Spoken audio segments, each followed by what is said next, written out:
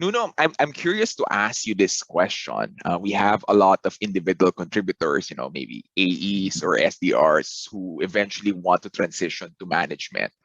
In your opinion, what's the biggest mistake these individual contributors do when they transition to a management role?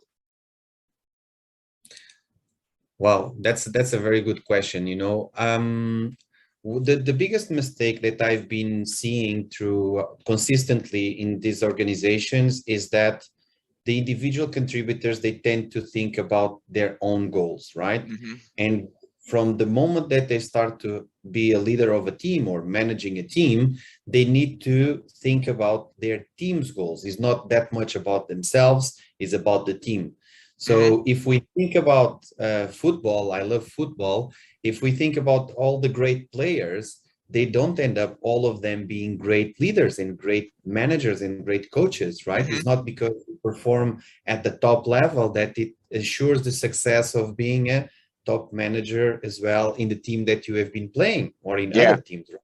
So in the same analogy, I think that the biggest mistake is when the individual contributors continues to think in a very, let's say, selfish way, that the best way for them to achieve their goals to make sure to be very micromanagement type of approach, checking every single step of the team. They need to learn how to let it go, to trust in the team, and to facilitate every individual to achieve their goals. So to support them for them to achieve their goals. And there's Yeah. different ways to Yeah. make it Yeah. happen.